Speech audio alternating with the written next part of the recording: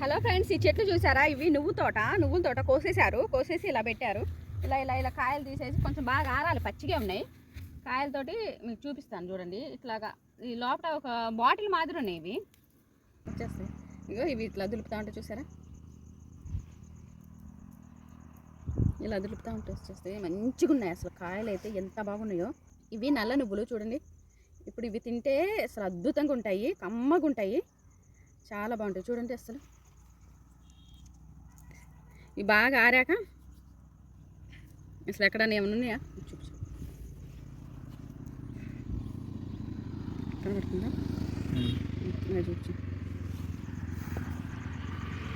ఎంత బాగున్నాయో. ఇందులో నాసు కూడా లేదు, దీంట్లో తాలు కూడా లేదు. అంత ఫ్రెష్గా మంచిగా ఉన్నాయి. కాయ అంతా నిండుగుంది, చాలా ఉన్నాయి. ఎండిపోయినాయి. ఇవంతా బాగా ఎండిపోతే ఇలా అనగానే గలగలమంటాయి. లోపల బాగా రాలిపోతాయి. ఇట్లా అనగానే రాలిపోతూ ఉంటాయి. బస్తాలో చంచిలో పెట్టేసి రాలుపుతారు. ఇలా అంటే గలగలమంటా ఉంటాయి. తిన్నా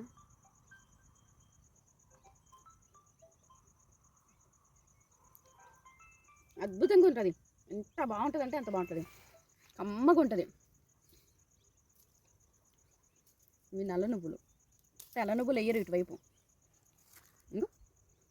ఇది బాటిల్ లాగా ఉంటుంది. ఇలా అంటే రాళ్ళు వచ్చేస్తాయి.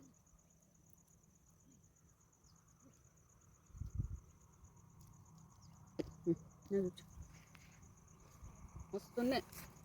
గింజంతా నిండుగుంది ఆయిల్ తోటి. తాళ అనేది లేదు కాయలో. చాలా బాగున్నాయి, చాలా అంటే చాలా బాగున్నాయి. మాకెళ్ళి నువ్వులు, వేరుశనగ ఇవి నల్ల నువ్వులు 100 రోజుల పంట అంతే కదా. నల్ల నువ్వులు కూడా 100 రోజుల పంటే. వర్షాకాలం స్టార్టింగ్లో ఇవి వేసుకున్నారు అనుకోండి, ఒక 3 నెలల్లో వచ్చేసిద్ది పంట. తర్వాత వేరుశనగ వేస్తారు, మినుములు వేస్తారు.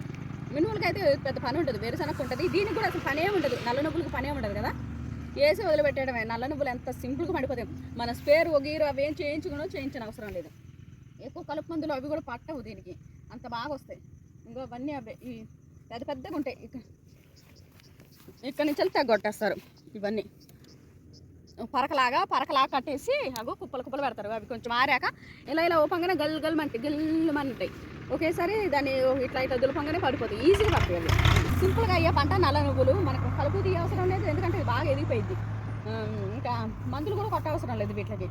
బాగా సింపుల్గా పండే పంట, అసలు పని లేని పంట ఇది.